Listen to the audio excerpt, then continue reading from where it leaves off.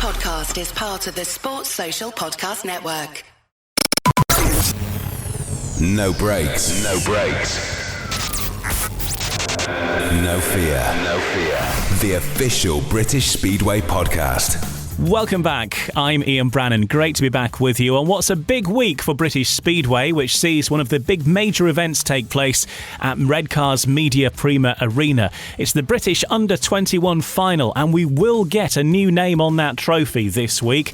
We're going to be speaking throughout this episode with Redcar Bears co-promoter Jitendra Duffill, who's our very special guest in this episode. We've also got the spotlight on the Bellevue Aces, because whilst the team weren't riding on the track, we made the management team work a little bit off the track. Nigel Pearson has been catching up with the Bellevue CEO, Adrian Smith, and the Bellevue director of Speedway, Mark Lemon, to find out how things have been going at the National Speedway Stadium over the past few months. We're also going to hear from the Ipswich and Poole star, Danny King, Nick Morris, who recently top-scored for Leicester, Simon Lambert of Scunthorpe, and we've also got a bit of a feature on the Edinburgh Monarchs. We'll hear from Ritchie Worrall, Kai Thompson and John Campbell. All that and more on the way on No Breaks, No Fear. No breaks, no fear. The official British Speedway podcast. With the focus this week in British Speedway being on the Under-21 final, which takes place at Redcar's Media Prima Arena.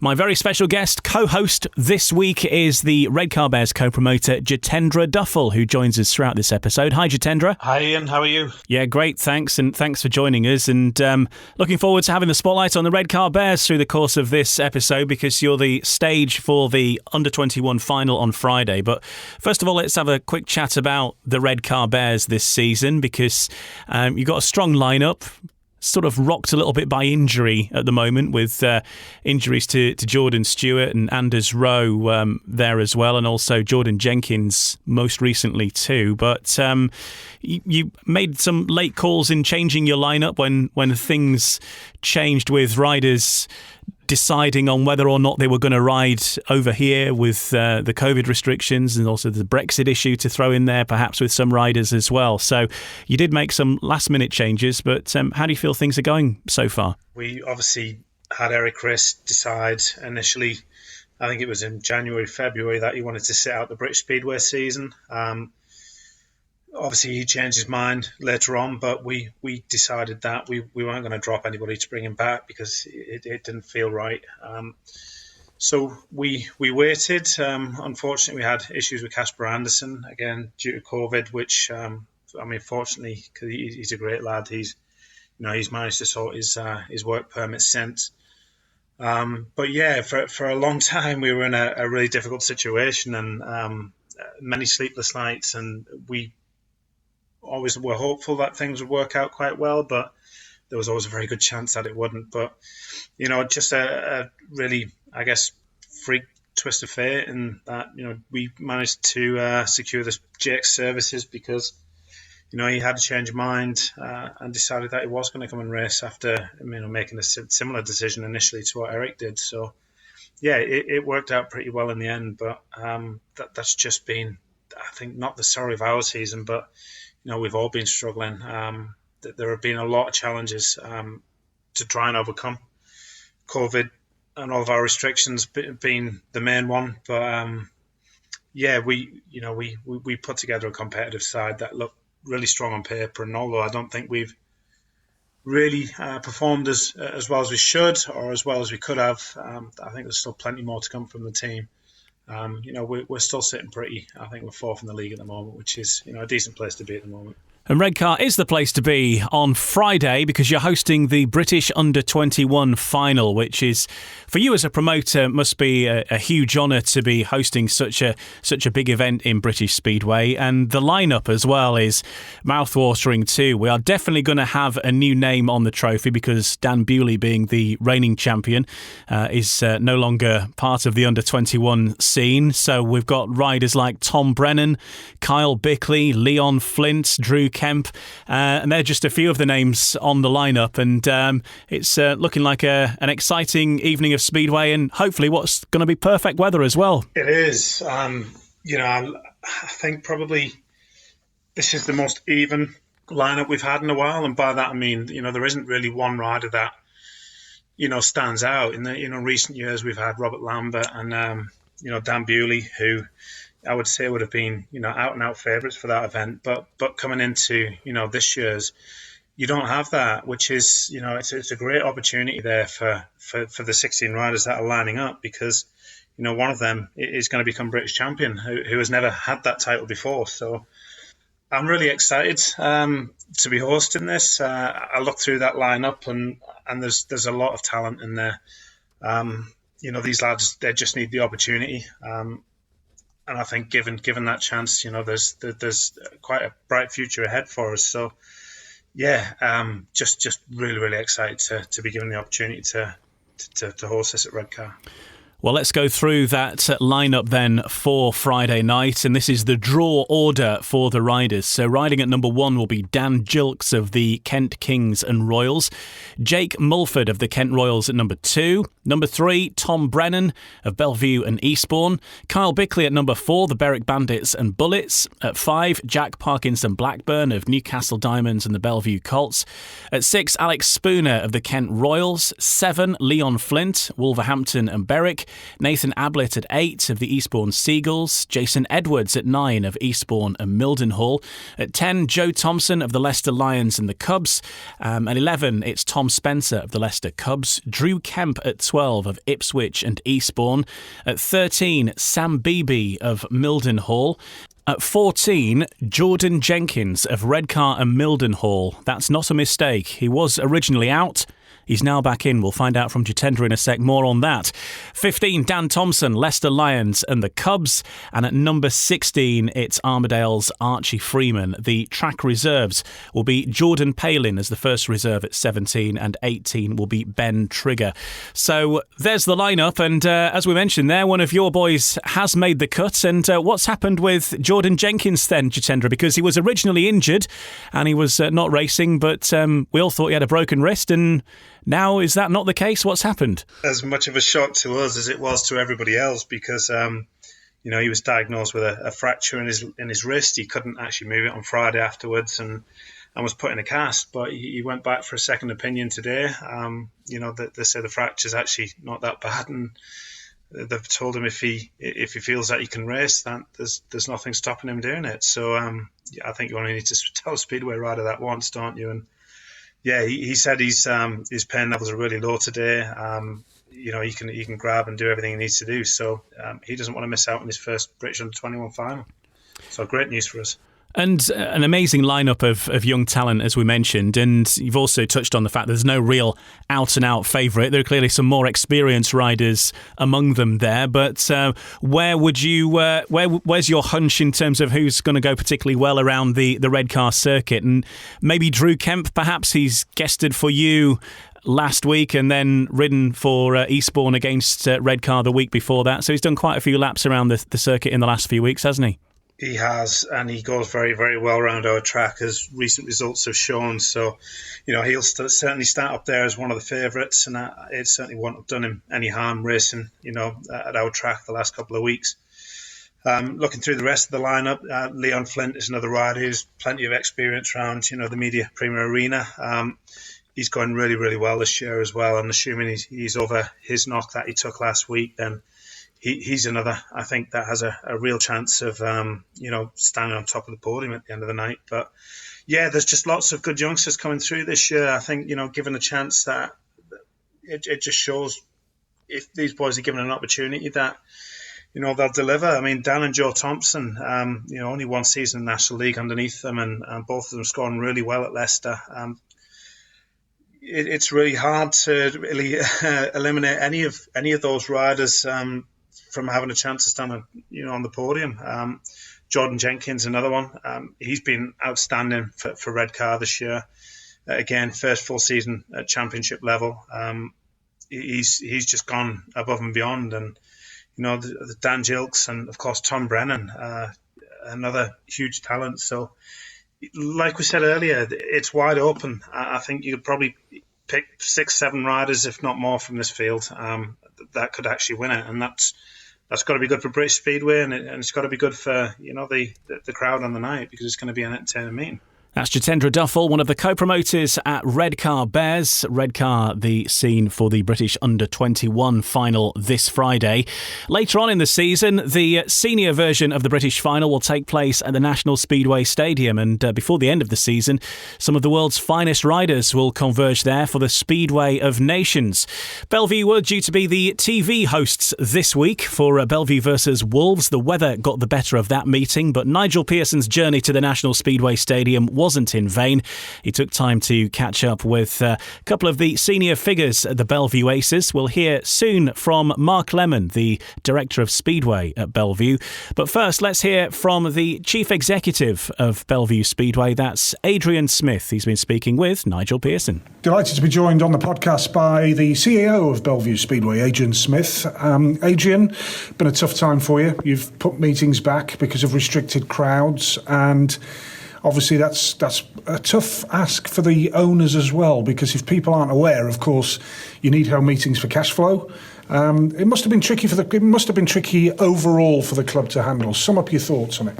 I think it's been difficult for everybody, not just us. It's been a bad old 19 months, hasn't it? So we're coming out of it. I think we are coming to the end of it, which is good.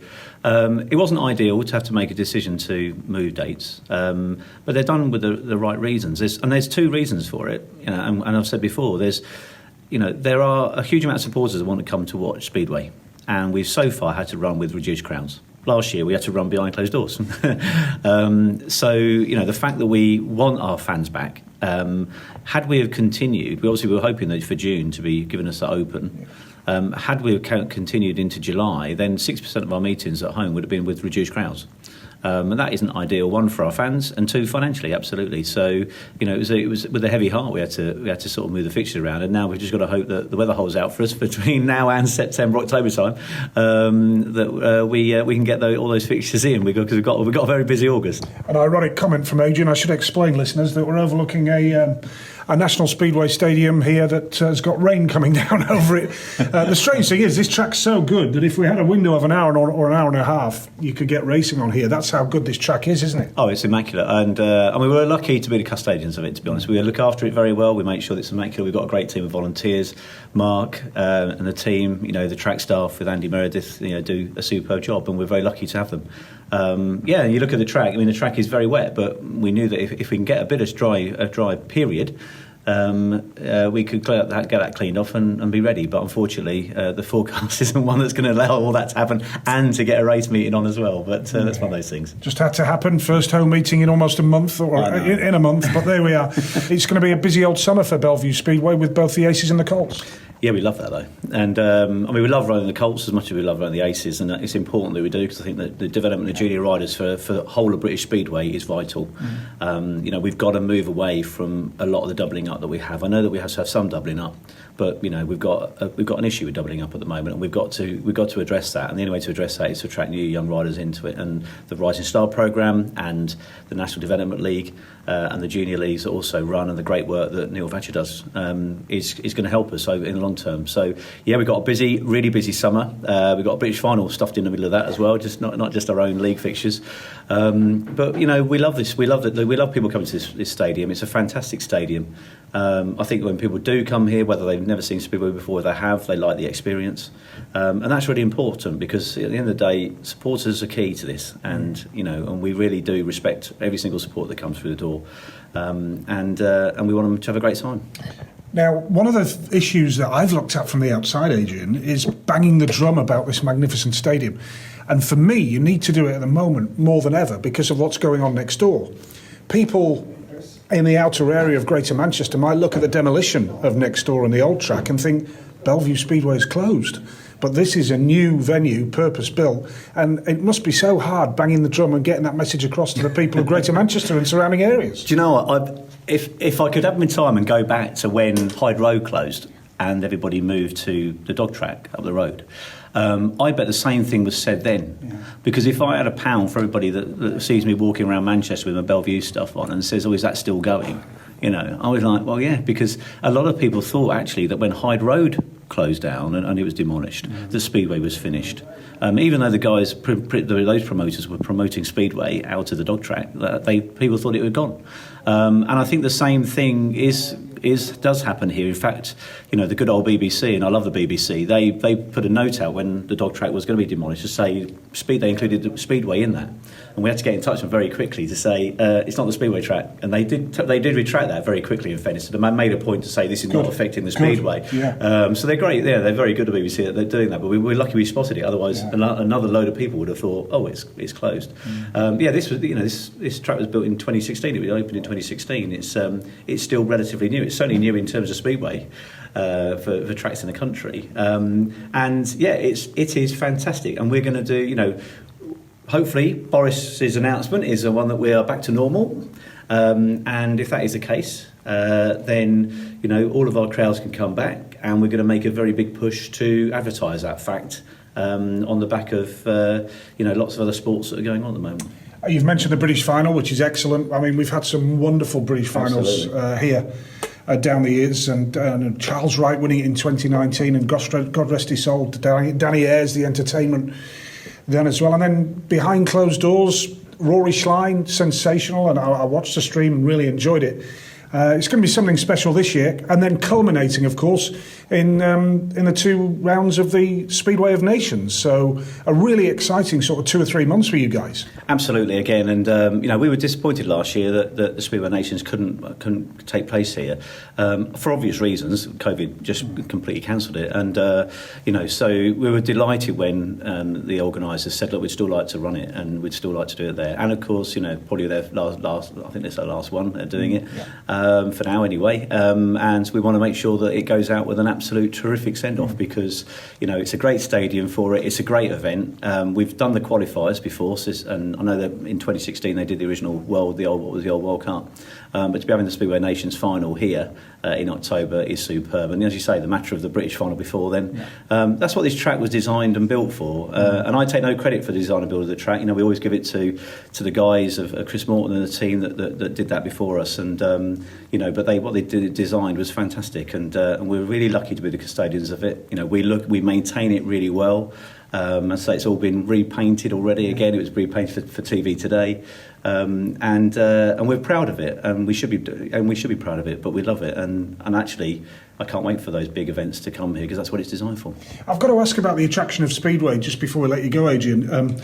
You came into Speedway new as CEO of this club. Robin and Tony, I don't know whether they watched Speedway in the past or whatever, but what's their thoughts on Speedway as a spectacle, as a sport? Robin, Tony, yourself coming into the sport, what are your thoughts? I think it's fair to say that the three of us were newbies. Not that we didn't understand what Speedway was. We'd seen it. I'd certainly remember it from the old Dickie Davis days on World of Sport. Tony is an aficionado of all sports and encyclopedic knowledge, so he'd already got quite a good idea about it.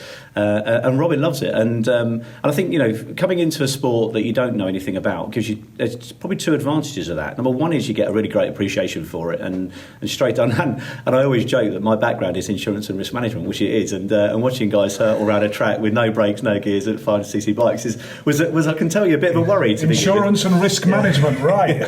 Mark used to get me into a cold room and let me just calm down a bit to begin with. It was quite funny right at the start, but I've got used to it now. I realise how skillful they are, and that's brilliant. But we have given it an awful lot in terms of our time, Tony and Robin's money, investment in it. We work very, and with Mark, I include, it's not just us three, Mark as well, the 4 of us, and we've got a great team of people around us. We work really hard on this place, and we want it to work. We like the sport. The sport needs to progress. Yeah. And I'm not quiet about that. I'm probably quite vocal about that, and I probably haven't made many friends within the Speedway perhaps about that. But that's not going to stop me saying that we need to progress this sport, because we really do. And we can't continue, I don't think, to do the same things. We've got to look at how we change the sport. And that's not to try to create something completely different, but we've got to move with the times. I will keep banging that drum. And just a final thought, for those that don't know Tony and Robin, I can vouch for the fact that they are just normal people who love sport, because I've done commentary here and I've watched them 3 rows in front of me, and they are jumping up and down and punching the air like any other Bellevue fan. They are indeed, and let me tell you, Robin was coming up today, so as you say, we're looking out on a bit of a wet track, unfortunately.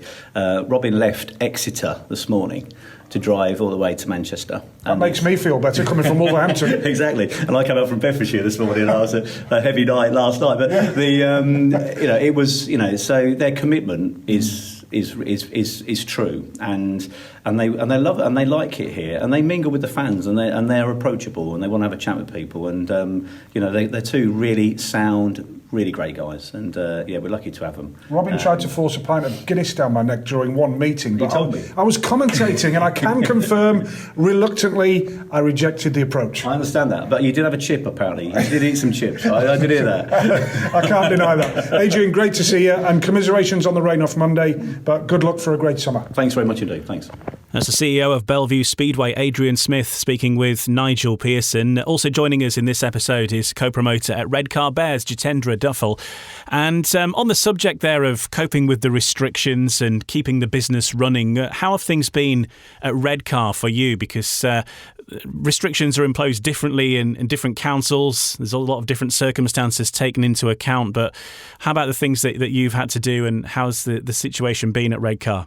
It's been fine since we put them in place. It was difficult preparing.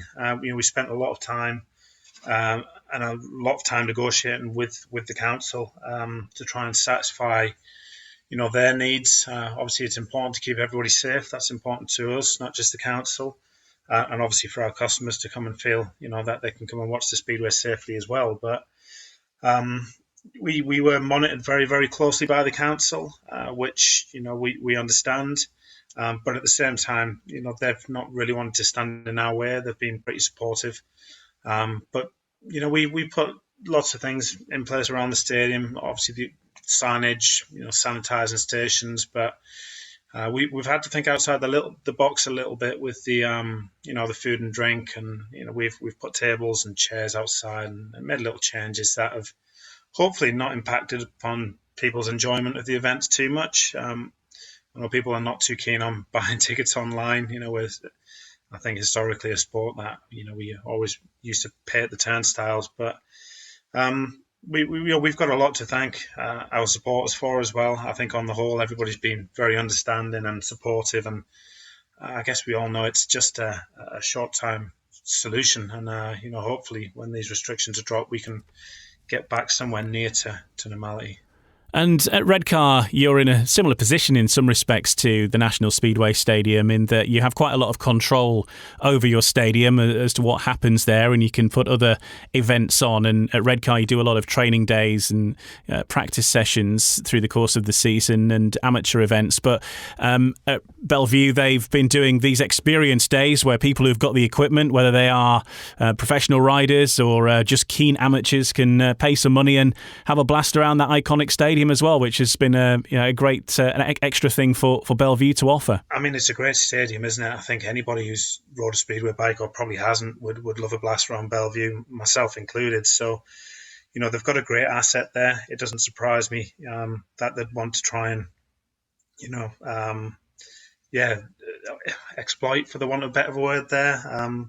They're a business and they've got to survive like everybody else during COVID. And, there's so many businesses, even outside of Speedway, have had to change the way they operate. And, it's a great stadium, and I wouldn't be surprised if they're sold out on their experience days every time they host them. So, good luck to them. Jitendra Duffill, co-promoter at Redcar Speedway, with us this week on No Brakes, No Fear, the official British Speedway podcast. And we're going to continue talking about the Bellevue Aces in just a few moments, because on the track, well, they lost out to the Ipswich Witches, who go back to winning ways last Thursday. Bellevue's meeting on Monday, of course, cancelled, but that's being restaged this Thursday against Wolverhampton at the National Speedway Stadium. So Director of Speedway Mark Lemon will be speaking with Nigel Pearson very soon. And we'll also look ahead to the rest of the Premiership and the Championship fixtures coming up over the next 7 days here on No Brakes, No Fear. No Brakes, No Fear, the official British Speedway podcast. I'm Ian Brannan, joined by Redcar co-promoter Jitendra Duffill in this episode, and we're keeping the focus on the Premiership for now. We've spoken to Adrian Smith, the CEO at Bellevue Aces. Soon we'll hear from Mark Lemon, the director of Speedway there, but their side were second best at the Ipswich Vauxhall Stadium last Thursday when the Ipswich Witches defeated Bellevue Aces in a thrilling contest which came down to the final heats. 48-42 the final score. It was a 15-point maximum for Craig Cook, and another rider who was involved in that meeting was Danny King, who's been speaking with Nigel Pearson. Danny, let's just talk first of all about a big week for Ipswich. 7 points from 2 meetings. That must have been a thriller against Bellevue on Thursday night at Vauxhall. Tell us about it. It was certainly a thriller. It went all the way as well, so it wasn't plain sailing. But yeah, it was a solid week for the Witches. 2 wins in a week. We really needed that to keep our playoff hopes alive. And of course, Kings then have got problems at the moment, but you can only do what you can do against the opposition, and you did so on Eurosport last Monday. Yeah, exactly that. You can only race what's there, and I thought they raced very well. Just we were the better team on the night, and it was nice to get that away win. Ipswich have had problems with injuries, of course, but riders have come in. Craig Cook in particular, got to mention him for the form that he's in right now. Yeah, Craig settled in really well. I don't think he was overly happy when he left Kings Lynn, but he's come to Ipswich and he's had a real good attitude, to be fair, and it's shown in his scores. He's flying and he's scoring big points everywhere he goes. How good is it for you now after a year off last year and doing some hard labouring work during the winter and all the rest of it? How good is it to be back busy with a Speedway season now? It's unbelievable. It was real tricky times for everyone last year, but once we got the nod to get that we were going, things started to change, and we started getting that feeling back, and now I'm a lot more happier, and it's just nice to be back doing what I do.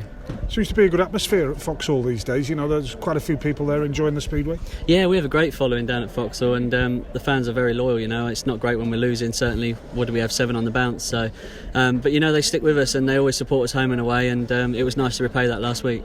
Yeah, absolutely. Just turning to the Championship and the Poole Pirates, obviously pretty tricky there because the stadium restrictions that have been up until now made it very difficult for Matt and for Danny to justify staging home meetings, haven't they? Yeah, it's been very difficult, and I take my hat off to them for getting some on. It's not ideal, certainly not ideal situation for them, but the Speedway comes first and they're doing all they can, and behind the scenes I know they're working frantically, but it looks like we've got a good season lined up now for the summer onwards. Good to have Wednesday night Speedway at Poole during the summer. Of course, tourists, they can come along and enjoy the Speedway and hopefully bolster the Pirates' business, if you like. Absolutely, and obviously I think that's the thinking behind the situation there of moving some fixtures, but I think a lot of clubs are doing it where they can, and it makes sense, it makes total sense, and as you say, big holiday destination, so hopefully the stands will be full and we can get some good Speedway in.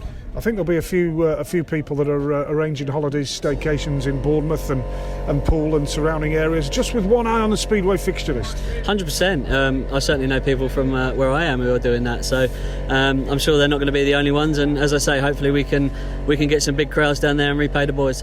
Danny King speaking with Nigel Pearson about all things Poole Pirates and of course the Ipswich Witches. And Ipswich have had a good start to the season, suffered quite a few injuries as well because they're missing out with Jason Crump, and then of course now Anders Rowe joins that injury list, Jordan Stewart, and 2 of those riders I shared with the Redcar Bears. And Jitendra, I suppose that you've both suffered equally with the loss of those riders, but Ipswich getting back to winning ways against Bellevue, that's got to be a big boost, hasn't it? It is, yeah.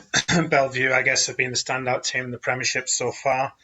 Ipswich have got some really tidy riders in there, but getting them all firing at the same time is a different question.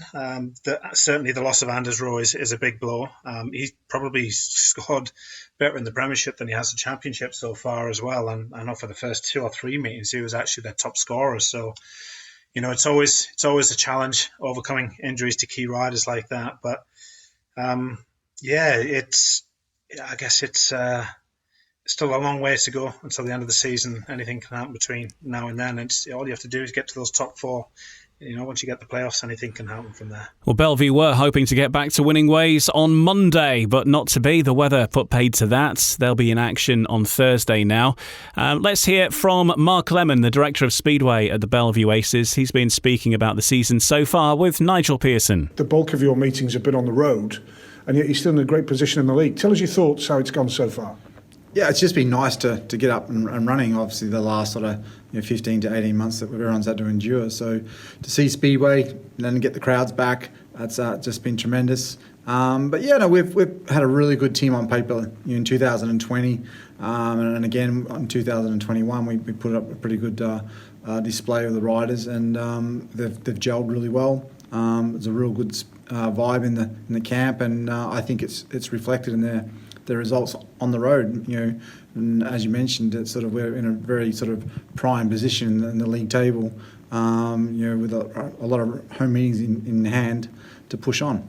Yeah, and it's probably going to get busier now as well, because after the cancellation of Monday night and meetings being put back because of the restrictions at the National Speedway Stadium, you're going to have a pretty busy summer, aren't you, August into September? Yeah, it reminds me a lot of my first year when I took over as a team manager in 2015, when I've come out from racing, that we had a backlog of fixtures from rain-offs and cancellations and Watergate and et cetera, and we went into a really frenzy of home fixtures at the tail end of the season, and we nearly clinched the league by was it 1 point, I think, on aggregate to the Poole Pirates. So there's some sort of similarities there with the team and the way things are shaping. So hopefully there might be a 1 point advantage at Bellevue Aces this time. Yeah, you make a lot of the fact that you haven't won a league title since, 1993. I was there that night at Wolverhampton, I remember it well. Do you not put pressure on yourself, as well as fans hoping? You put pressure on yourself, don't you, Mark? You want to deliver. Yeah, of course. We were talking about football. 55 years. You hear that, quite religiously these last couple of weeks, and disappointing, for the England football team not to go that one win from the European Championships and a major title. But it's no different in Speedway. It's 28 years, and I get constantly reminded about how long it's been. So it's there's a massive history at this club, and they've been very successful. They won 3 titles in the 70s and only 3 since. So it's kind of I'll say maybe it's only 2 since, actually, probably one in the 80s and one in the 90s, and it's been a long drought. But I think what we've created here in the last 5-6 years, and I feel like when I'm in my role as the manager, that we've got a process in place that there's a formula there that seems to be working. We haven't won the title, but we've been there and thereabouts. Yeah, we didn't make the playoffs in 2019, but I think if everyone can really have a good long look at that season, we brought Dan Bewley back from horrendous injuries that we probably thought he was never going to return to the sport to. And we had a young Jamin Lindsay come from Australia that was unheard of, and did a great job, but it was his first year in England. So we narrowly missed out by 1 point. Do I say that 1 point comes up, hits us in the face a few times, but stop mentioning it then. Yeah, okay, just one more time. But, I think we have everything in the right process. I think that title will come. Now, we're stood here overlooking the magnificent National Speedway Stadium track, but next door, Mark, the Greyhound track is coming down, the old stadium, shades of Sean Moran, Joe Screen in his early days. Magnificent memories at the old place there, but does it not emphasise what a big achievement it was to get this National Speedway Stadium in the end?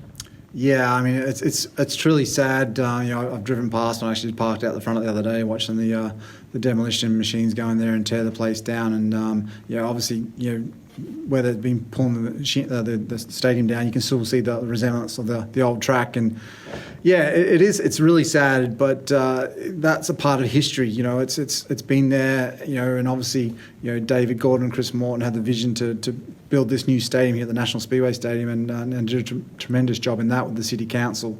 So we're here now, and it's fantastic. And there's no looking back. We've got to look forward. Absolutely, that's great sentiments indeed. And it is one of the best tracks in the world, certainly that I've been to and watched on TV as well. The message now has got to be: get here during the summer months, get here during the summer holiday season, if you like, and get as many people here as you can. Yeah, Speedway needs to be supported like any other niche sports, it's going to be here while you support it, and we're seeing a lot of tracks, over the years, sort of disappear, and we certainly don't want this one to disappear. It's been, like you said, it's one of the best racetracks in the world. Fantastic stadium. Why wouldn't you want to come here and get entertained by a great racetrack and sit in comfortable chairs, good facilities, and enjoy your evenings racing? So the echo's there. Everyone should be supporting their own speedway in their local towns. So otherwise they won't be there. So it's I think it's one of the best kept secrets in the sport. Everyone says, I used to remember the Speedway used to go to Bellevue Aces, and if only sort of small percentage of them came back, the crowds will be packed. So it's obviously well known. We just need to be better supported. Just a final word from you, Mark, if you don't mind. The Grand Prix starts this weekend in Prague in the Czech Republic. With your Australian hat on, and indeed British Speedway hats on with Ty and Robert Lambert. How do you see this weekend going? I suppose we're stepping into the unknown in many ways, aren't we?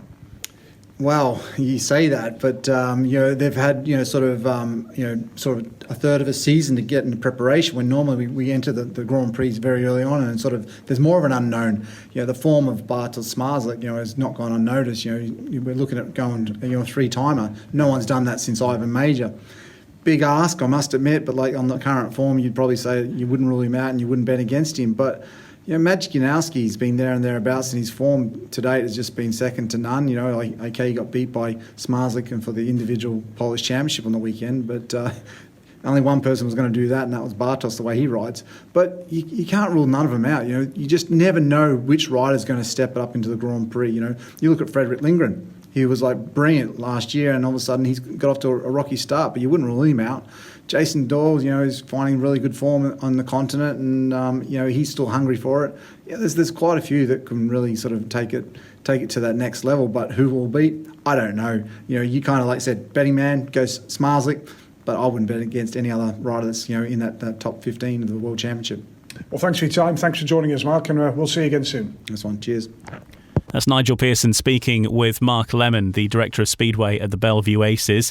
Also joining us in this episode, Jitendra Duffill, co-promoter at the Redcar Bears. And Jitendra, when you look at the Speedway Grand Prix series there, because I know that you're a person who keeps your eye on all of World Speedway. I know that you watch the Polish leagues and anything you can get your eyes on really in the world of Speedway. With the way that Bartosz has been going in Poland, he's blown everybody away in the Polish Championship last weekend. Do we really see anybody other than Bartosz coming home with that trophy come October time? Other than Bartosz, when watch GPs usually in the past, I mean, I've always liked a little bit of a bet on the GPs, and I do like a good outsider, but God, you'd be brave to bet against Bartosz. I mean, he is just unreal. This guy can do things on a bike that the other guys just can't. It's really special to watch. Even the other riders, he's world class riders, he's making look really, really average. For me, I think unless he was injured at some point, which hopefully none of these guys will be, I think it'll be tough for any of them. But if I was to choose anybody to challenge him, I think Legusa has good speed. Janowski again is looking really good, but after that, even the likes of Sayfutinov not really in the best of form this year. And Jason Doyle again, the consistency is not quite what it was when he won a couple of world championships. But all of these guys can beat Bartosz on a day. Whether they can do it over 11 rounds, well, that's the question, isn't it? Yeah, I was thinking Janowski, to be honest, and then I saw that race for the final of the Polish Championships, and Janowski was in that race, and just how Schmarschlock humiliated him. It's like, maybe going to have a rethink on this one, but it's going to be interesting. I mean, he's doing that. I watch all the Polish Speedway as well.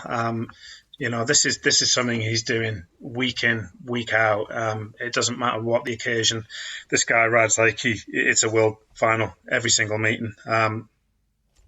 It's impressive to watch. I can't imagine there's anywhere in the world that wouldn't love to tune in and watch him every week. So, he's certainly set the benchmark. It'll be interesting to see whether any other riders can challenge him, but I'm doubtful. Let's put it that way. Maybe one day he'll get to ride Redcar. You never know. Yeah, I hope so. It'll certainly be good for our our crowds. I know that much. So if he's listening, Bartosz, you are welcome at Redcar anytime. And great to have a couple of British representatives this year as well for the first time in quite a while, with not just Woofy, but of course Robert Lambert in the Grand Prix series now. It is, and two British stars, both of whom are capable of winning GPs. We all know what Ty Woofin is capable of, but Robert Lambert's a rider I've had huge admiration of for a long time. Very, very talented rider, naturally talented, aggressive on the bike.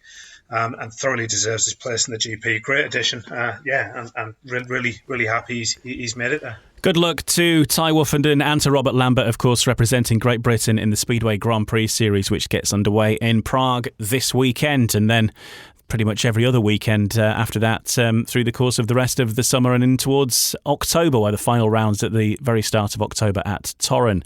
Turning our attention, though, back to British Speedway. Thursday in the Premiership, it's all back to the National Speedway Stadium because that fixture between Bellevue and Wolves has managed to be rearranged. All the riders happen to be available, so no changes we know of to the lineups. And two of British Speedway's great names going head-to-head. We've heard quite a bit about Bellevue, but for Wolves, last week we had Sam Masters on this podcast, and he was saying that he was hoping to get an engine brought over from Poland to give him some extra speed around the National Speedway Stadium for that fixture. So Wolves certainly going there all guns blazing and looking to take some points off a very tough to beat Bellevue side. It is, both of them in great form this year.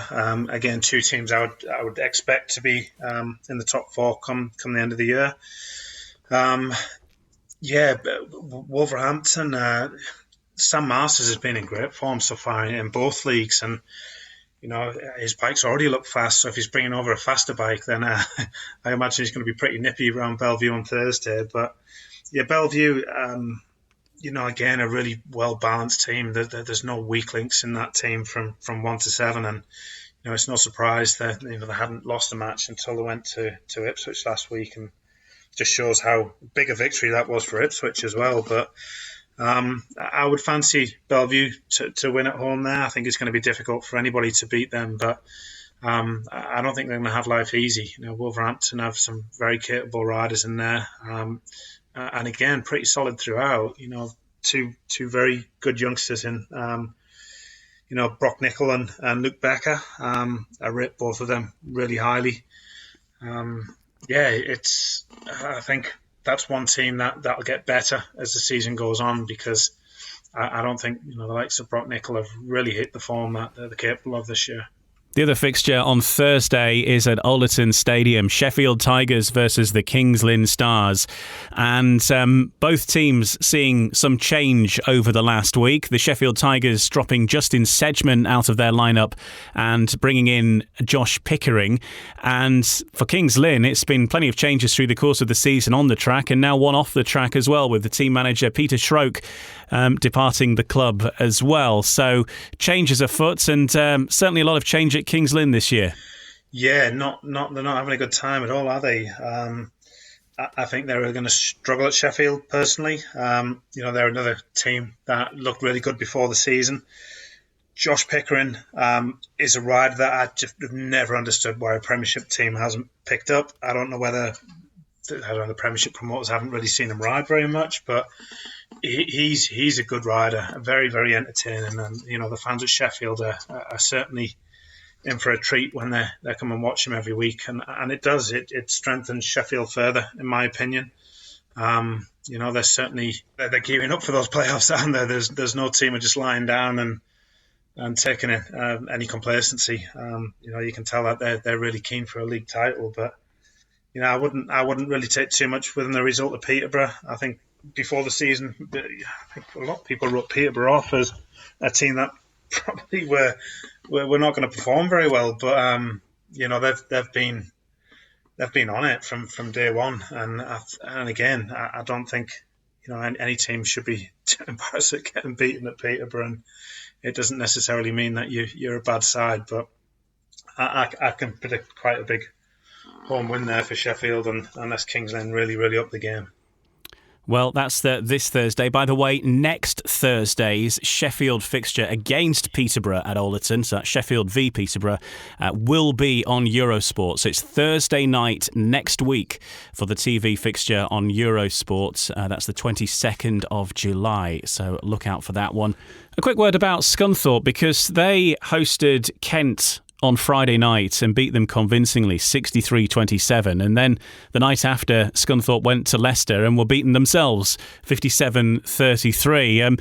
On the subject of Kent, though, they've had a hard time of it, haven't they? And Scott Nicholls largely responsible for many of the points they're scoring at the minute. And tough times there. But for Scunthorpe, they've been one of the surprise packages, and they've maybe been punching a lot harder than a lot of people thought they would this season. Kent are struggling a bit, aren't they?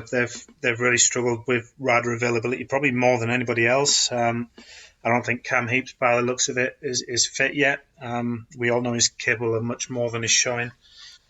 And Tom Bacon retiring was a big loss to them as well, and a gap they've been unable to plug so far. But Scunthorpe are strong at home, so are Leicester. Two tracks that seem to have a good home track advantage. But looking at the Leicester team now, look at that. Top four and, two very, very bright, promising reserves as well. I think Scunthorpe won't be the only team to get a good spanking when they go to Leicester this year. Ourselves included, by the way. We've already been there. Well, Nigel Pearson's been a busy man this last week, and he's been speaking with Simon Lambert of the Scunthorpe Scorpions. Simon, sum up your season so far. How's it gone? On a personal note, I've had probably my best start to a season I've ever had. A lot of people normally say I'm sort of getting full swing middle of the year, but yeah, I've got pushed up into the team, obviously with Jake Allen not coming and Josh McDonald coming in. We kind of gained a reserve instead of a number one, but yeah, I think I've proved a lot of people wrong, and I'm holding my own. I've just put a point on my average, or a point and a half on my average, so yeah, it's nothing too shoddy that really. So yeah, I'm just enjoying it really. Just got the hunger and determination, and not doing anything different. Just I don't know. Maybe just people realise there is more to life than Speedway, and it's a bit of a different lease of life. Whereas I've always sort of worked 6 days a week as it was, and Speedway is sort of a bit of a hobby now. But it's a well-paid hobby when you're doing well. So yeah, no, it's just is what it is, and we just keep going and just keep doing our best. And big honour to be captaining the team this year as well, and hopefully come the end of the season lift some silverware. And of course a great signing now in Adam Ellis. It was harsh on Josh Orty, of course, hard on Josh, who's a Scunthorpe legend, of course, but a signing like Adam Ellis is pretty high profile. It's like Rob Godfrey said, if he can sack Josh Orty, he'll sack anyone. So it's simple as that, But obviously, like I say, we got McDonald in for Jake Allen, but then obviously Josh got the bullet for Adam. So yeah, high stake signing really, I guess. Adam's finding his feet at home. Scunny is quite an easy track, and there just is not any home track advantage at all, I don't think.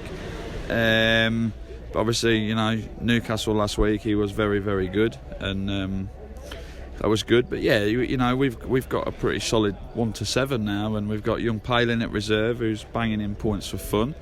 And last night Josh had a real good meeting, so hopefully he can continue that. And I just think, I didn't personally have the best night in the world last night at Scunny with 7. I think I was lowest scorer with 7. A bit disappointed with my first one, but I just got squashed out in the first corner, and it's hard to eat one from the back, especially in the wet. But if all 7 of us click like we sort of did last night, we got 63. So there's a lot of people talking about us now, whereas at the start of the year we were the big underdogs. But we're happy with the underdog tag, and like I say, we got one aim, and that's top 4, and then it's over 4 meetings, and we've proved we're capable at home, and our form away will only get better because we've got to go everywhere yet. So yeah, we're not phased. We just take every meeting as it comes, and like I say, the aim now is top 4, and then you sort of start again. Simon, wish you all the best for the rest of the season, and thanks for joining us on the British Speedway podcast. No worries, thank you. There's the captain of the Scunthorpe Scorpions, Simon Lambert, speaking with Nigel Pearson. And Jitendra, as Simon Lambert was mentioning there, maybe the away form has perhaps been a little bit of a weakness in the armour for the Scunthorpe Scorpions, and their next trip is away to Birmingham, and you as Redcar Bears faced Birmingham last week. What's your hunch on how that meeting might go, and your tips on Birmingham? I think a lot will depend upon who Birmingham have to guess for Eric Riss. You know, he's a massive loss to them. Chris Harris is good for double figures no matter where he goes, really, and I think Birmingham are, they're pretty. They've got strength and depth, but at the same time, they really can't afford for any of their riders to have a bit of a bad night. But Paco Castañas is a great reserve. Jack Thomas, I watched at Redcar on Friday, and although he didn't score many points, I tell you, that lad has a lot of potential. He was well on the pace with even our heat leaders, and I think given a couple more meetings, a little bit more time this season, he'll be scoring well. But that's a meeting that can go either way. Scunthorpe have started really well, but they don't usually travel that well. I think Adam Ellis is probably one way of rectifying that, and he knows his way around Birmingham really well. So that's a meeting that could go either way. Like I said, a lot depends on who they have guessed for Eric Riss, really. Well, Leicester defeated Scunthorpe 57-33 last weekend. Top scoring for the Leicester Lions was Nick Morris, and he's been speaking with Nigel Pearson as well. Nick, first of all, sum up your season. How's it been going for you generally? I think it's been going okay. Not awesome, but not bad as well. Bit up and down. To start with, it was going pretty decent, and then I had a bit of a dip. Just working everything out still, and obviously tonight was good. Just got to find the consistency and do it all season, really. I don't want to be having those dips, but it's not bad. And Wolverhampton as well, it's been tricky for them because obviously the crowd capacities forced Chris to cancel a couple of meetings, so a few gaps in the fixture list. That's not helped you, has it, really? No, it was pretty busy, to start with. Not stupid busy, but we had constant meetings, and then the last 3 to 4 weeks it's just been one a week, 2 a week, and it's not ideal when it's like that.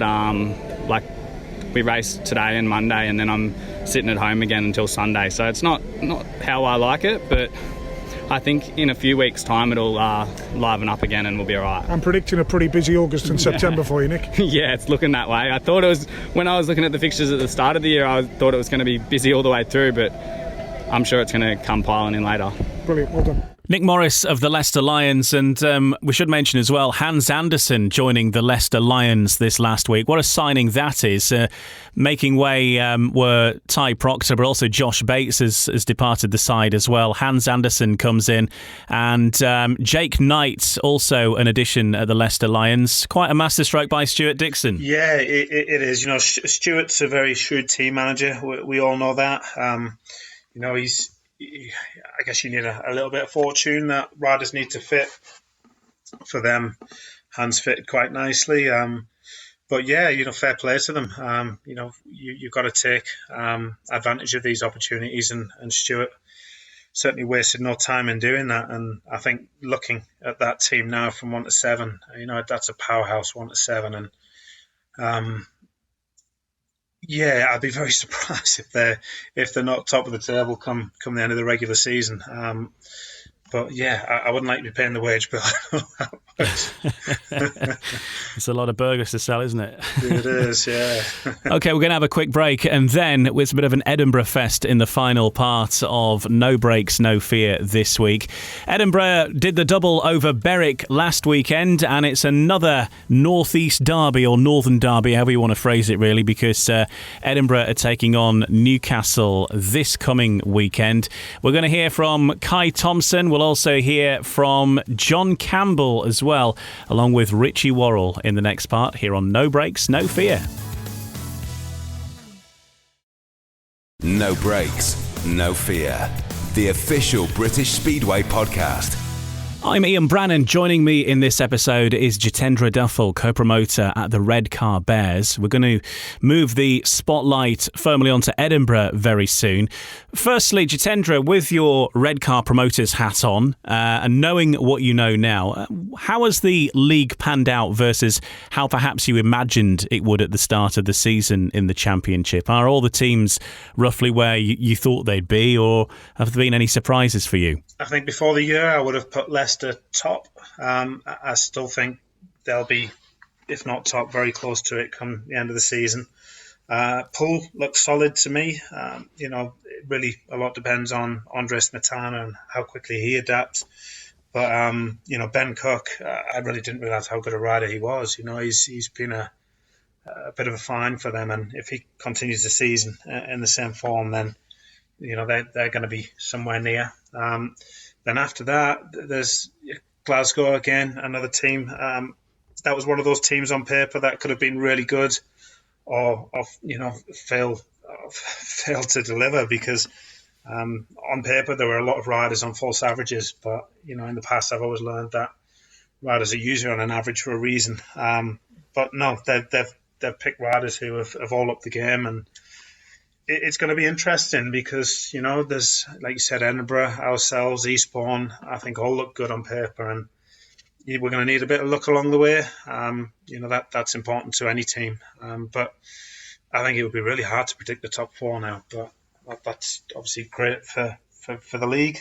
And Scunthorpe are flying, which is another team I don't think many would have predicted at the start of the season would be up there, but that year out, I never really expected it to have as bigger effect on the riders as it has.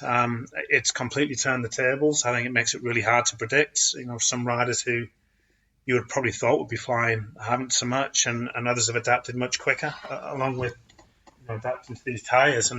But it makes it all very interesting. I wouldn't like to say who's going to be there at the end of the year for certain. Well, will it be Edinburgh? They had a good weekend last weekend, home and away against Berwick, and this coming weekend they travel to Brough Park to take on the Newcastle Diamonds. We're going to hear from Ritchie Worrall and Kai Thompson very soon. First of all, though, let's hear from John Campbell, one of British Speedway's legendary promoters. He's been there for years and years and years, and he's been speaking with James Black about how the season's gone so far. Yep. So far, so good. We need Kai won't be at reserve very long, I don't think. So we need William Lawson to pick up his form a bit. Mm-hmm. He has struggled greatly in recent weeks, but we'll have three big guns in every match. And if as I said earlier, if they all score close to maximums as they generally do around here, then we're a match for anybody. Yeah, absolutely. Definitely, still a tough place to come, still a fortress, as it were. And I can't see many people coming here and picking up many points. And I suppose if you're picking up points at home every week, then if you're picking up 1 or 2 points away from home, you're going to be there or thereabouts when the playoffs come knocking. That's right. Yeah. Home record's always the important thing. Of course, we've dropped 2 to Redcar already at the start of the season. But when we reverse that on the away match at Redcar that followed on from there. So things are going well for us at the moment. I hope Nicola Sturgeon allows us to have more supporters to come and watch us. Absolutely. Amen to that. John, thank you very much for your time. Okay, pleasure. Well, let's hear from some of the Edinburgh Monarchs stars now. We'll hear from Kai Thompson shortly, who's been doing quite a bit of damage from reserve for the Edinburgh Monarchs lately. First of all, let's hear from Ritchie Worrall, who starts off by talking about how things are going, particularly at reserve, and maybe how that's helping things. He's been speaking again with James Black. I think things have changed massively since these last 2 matches for us. We've got Kai down at reserve now, and I'm not sure if that just took a bit of pressure off his shoulders, and a mixture of he had to jump on his second bike if something went wrong with the one that he's always been riding, and he seemed to like that one a lot more. So I think he's going to be our key now down at reserve. So if we can keep him happy, keep him going as fast as he is. Look, reserves can win you leagues and definitely win you matches. So hopefully he can keep that going. And obviously me, Sam and Josh, we just keep doing what we're doing. I think that is a very strong top three. Most tracks, probably Pharaoh's coming. And mainly Sam, definitely. you don't see him go below 13, really, do you? Apart from Scunthorpe, that's his one and only bogey track. But all in all, mate, yeah, very happy with the team. I'm sure the promotion are happy as well. Absolutely. As I say, they'll be very happy with the weekend's work, I'm sure. And as you say, a top three with yourself, Sam Masters and Josh Pickering, a match for absolutely anybody. And if you have got someone like Kai Thompson, who's been pretty steady so far this season, and now he's at reserve, he really does seem like he's going to kick on. And as you say, that wins you matches, and you're going to be a match for anybody if he stays at reserve. Definitely. I mean, this was his first visit here tonight, and I don't know how many points he got, but it's definitely double figures, wasn't it? And he won a good few races. So, I think, like you just said, I'm sure he's going to keep that form going. He's a real nice kid, actually. I've got a lot of time for him. And, hopefully he can keep that going and keep his confidence up. Yeah, I'm sure having guys in the team like yourself and Sam and stuff like that to bounce off will only help him as well. Well, we've helped him a lot. I mean, he was staying at mine earlier on in the season. He stayed at mine quite a lot on them southern meetings because he's doing a lot of driving on his own. So mine's like the halfway house. And when he first came over, he brought his bikes over before the first match, and me and Josh just went through them with him, and I think he's a little bit green with preparing them as well. So I feel like he learned a lot that day, and you can see it now. His clutch, the bikes is a lot better prepped anyway. I think he did learn a lot that day from me and Josh. So as long as he keeps that up as well, and keeps, because the points are scored in the workshop, it's so important that them bikes are perfect. And he seems to have took that in and doing that as well. So I'm here with Kai Thompson. Kai, excellent display here tonight at Shieldfield on your first visit to the track, I believe. Got to be pleased with that. Yeah, no, it's been awesome tonight, and can't ask for anything better. Yeah, absolutely. Big win for your side, and making a major dent in the league positions and playoff positions, and you got to be more than happy with that so far. Yeah, no, it's an even better feeling like the underdogs. So we're surprising a lot of people. Yeah, absolutely. There's definitely for yourself, your own form, you've been pretty steady, picking up the odd race win here and there, and then since dropping down to reserve, you've been picking up even more race wins, double figures last night, a very, very good score tonight, and you're only going to improve from there. Yeah, no, definitely. It's given me the confidence. But yeah, hopefully we can just go up from here. It's I know what I need to work on, and I think we can ace it. Yeah, excellent. And in terms of say, we've made a dent in the league positions up at the playoffs, and you're going to be right in there at the hunt at the end of the season. Yeah, definitely. I think we're hopefully we're going to be in the playoffs definitely, and hopefully we can bring strong form. Yeah, absolutely. I would say so based on tonight's form, and thanks very much for your time. Thank you very much.